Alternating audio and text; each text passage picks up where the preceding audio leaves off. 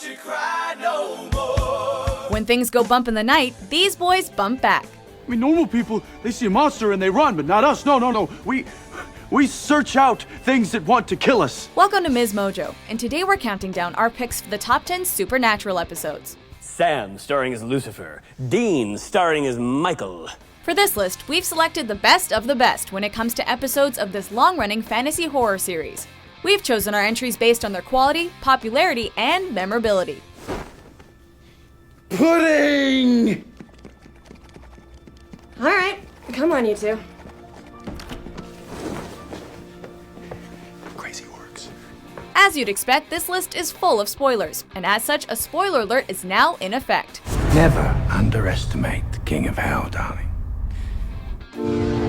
Number 10, Wendigo. One more time, that's... Anasazi symbols. It's for protection.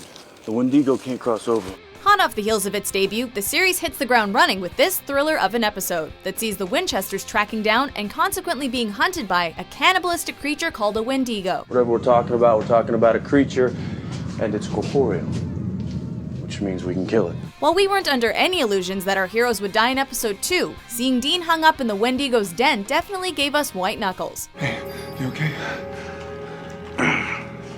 Yeah. In between the scares, there were also conversations between the brothers that gave deeper glimpses into their characters. What was Sam's growing need for vengeance and Dean's desire to find and please their father? How do you do it? How does Dad do it? With a good balance of tension and character study, the episode was an excellent way to carry over high from the pilot.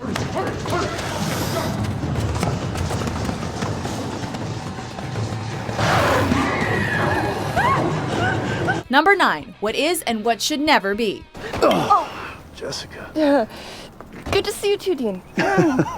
By this point in the series, it had clearly been established that both of the Winchesters want a life outside of being hunters. Whatever's gotten into you, I like it. Fittingly enough, Dean awakens one day to find his life practically perfect in every way. Come on, man, look at us. Huh? We both have beautiful women on our arms. You're engaged? Let's go celebrate. His mother is still alive, he's dating a gorgeous nurse, and Sam even has the love of his life back. Unfortunately, this ideal life is a false one, as in reality, Dean has been captured and is slowly being sucked dry by a djinn. Wake up. Wake up, damn it. When push comes to shove, the older Winchester is given the choice to either stay in his paradise or face the cold hard truth. While he chooses the latter, the pain of that choice strikes a particularly tearful chord and makes this an utterly unforgettable episode. Should have seen it, Sam. Our lives. You were such a wussy. Number 8, Baby. They had a message to deliver. They said the darkness is coming. What would this franchise be without the Impala? The signature ride of our two heroes has been with them through thick and thin, and for once we see the entire narrative completely from the car's perspective. Welcome to Mel's, home of the Yeah, West. listen, Jesse, not a scratch. Seemingly mundane moments that wouldn't normally be shown in your typical supernatural episode are shown in this season 11 episode, such as the arduous process of researching the monster of the week. You find anything in the lore?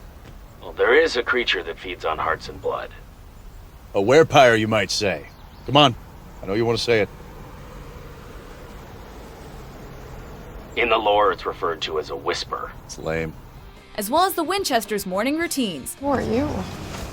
Oh, good morning. While the subplot involving what they think to be a werewolf is intriguing, the real treat is the unique route Baby took to telling its story.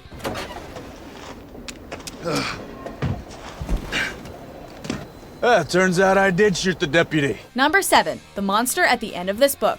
It's a blueprint of what not to do. I mean, if the pages say that we go left, Then we go right. While Supernatural may be a much-loved piece of fiction in and of itself, the last thing Dean and Sam themselves probably expected to find out was that their entire lives had been printed in a series of fantasy novels. You're kidding me, right? you think this is funny? You don't? The author of said books turns out to be a rather skittish man named Chuck, who is revealed to be a prophet of God that is able to foresee the events in their lives before they come to pass. Writing yourself into the story is one thing, but as a prophet? That's like M. Night level douchiness. Unfortunately for Sam, this includes an encounter with the demonic Lilith, in which they are destined to get frisky with one another. Hello, Sam. I've been waiting for you. While Chuck's prophecies don't come to pass in the exact way the Winchesters thought they would, they do raise some vital points about Sam's unsettling desire for revenge. She was telling the truth about one thing. What's that? She's not gonna survive the apocalypse. I'll make sure of that. Number 6. Fanfiction. Is this some kind of a joke to you? It's no secret that Supernatural has a fiercely devoted fan community, and the creators have certainly tipped their hats to them in episodes such as The Real Ghostbusters. We gotta do something. Why? Because that's what Sam and Dean would do. However, for their special 200th episode, they went all out with one of the most meta of all Supernatural episodes. I kind of hate the meta stories. Me too. While investigating the disappearance of a teacher, the Winchesters discover that her students are putting on a musical based on Chuck's books, and the production even makes references to popular fanfiction tropes such as Destiel and Wincest. You know they're brothers, right? Well, duh. But subtext. Why don't you take a sub-step back there, ladies? Despite how awkward the subjects can be, the episode still radiates a great appreciation for the fan community, known as the SPN family, that helped make Supernatural what it is today. So why this story, huh? Why, Supernatural? Supernatural has everything. Number 5. The End. I'm gonna hunt him down, Dean. Oh, so we're back to revenge then, aren't we? Yeah, because that worked out so well last time. Not revenge. Redemption. The threat of Lucifer and his goal of possessing Sam is present in pretty much every episode of the 5th season, but nowhere was this made all the more apparent than when Dean finds himself in the near future, where the Winchesters have lost the final battle. You are not you, not now you anyway. No. Yeah, yes, exactly. What year are you from? 2009. Both Jared Padalecki and Jensen Ackles really get to stretch their acting muscles here, as they play much darker versions of the regular characters. This isn't your time, it's mine. You don't make the decisions, I do. So when I say stay in, you stay in. The conflict between Dean and his much more militaristic, unforgiving future self raises questions about his reluctance to accept his position as Michael's vessel, while the confrontation with the Lucifer-possessed Sam was as awesome as it was heartbreaking. Look what 6 billion of you have done to this thing, and how many of you blame me for it. Number 4. Changing channels. Oh, Dean. We have some more research to do. When Supernatural wants to go all out with its comedy, it goes all out. Hey there, Sam. What's happening? Oh, nothing. Just the end of the world. The return of the trickster throws Sam and Dean in an alternative universe that parodies all manner of popular television shows. From wacky Japanese game shows to over-the-top sitcoms, cheesy but sexy medical dramas, Knight Rider, and even a commercial about genital herpes, this episode is high on laughs. I am doing all I can to slightly lessen the spread of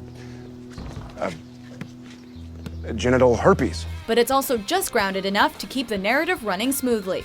While the reveal of the trickster turning out to be the angel Gabriel was a decent enough twist, we can't get over that shot Sam took to the crotch. Brutal.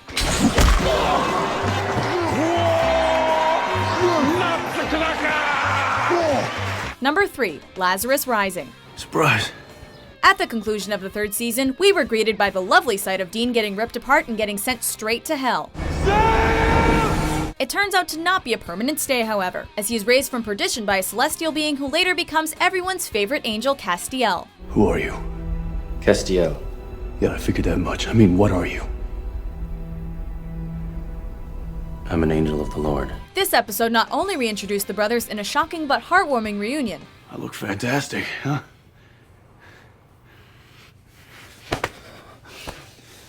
but also the first stepping stone towards what would become the battle between hell and heaven, with the Winchester boys and the rest of humanity stuck in the middle. Not to mention Castiel's one heck of a badass entrance.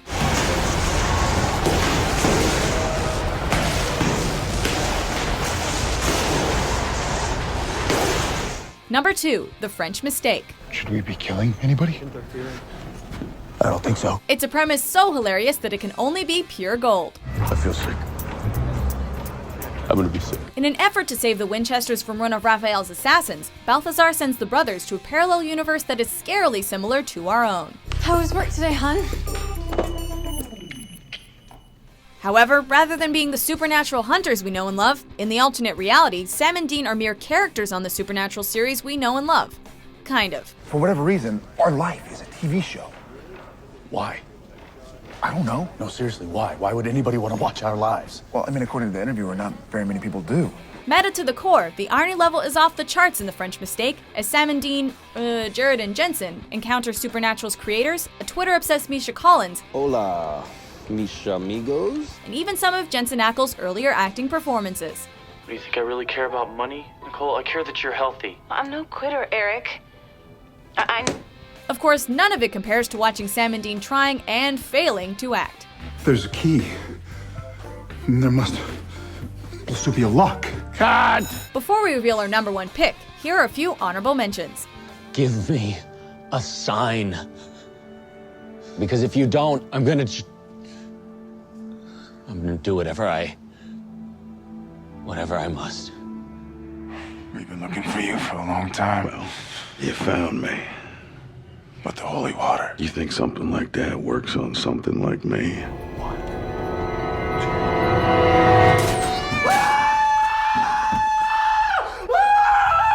Man, I had a weird dream. Yeah? Clowns or midgets? Look, I've done a lot for this town. Some you know about, some you don't. And I'm not real good at this whole asking for help thing. Dad's on a hunting trip, and he hasn't been home in a few days. Number 1, Swan Song. These are the things that make the car theirs. Really theirs. In the finale of Season 5, all hope seems lost, as Lucifer is taking control of Sam. Come on, Sam. You have to admit, you can feel it. Right? What? The exhilaration. He's also on the verge of clashing with the archangel known as Michael, the result of which would be a battle that would bring about the apocalypse. You're a monster, Lucifer. And I have to kill you. Castiel and Dean thus launch a final assault that ends as well as you might expect it to. Hey, ass butt.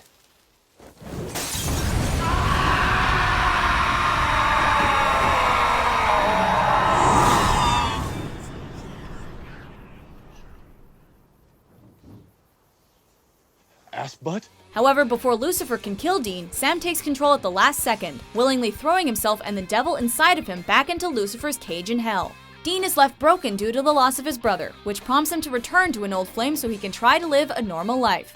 Are you alright? Yeah. The episode's ending may be bittersweet, but if this was how Supernatural as a series was to end, it would have certainly been a high note to go out on, and that's why it's our number 1 pick. No doubt. Endings are hard. But then again, nothing ever really ends. Do you agree with our list? I'm gonna become a hunter. What's your favorite episode of Supernatural? I'm wanted,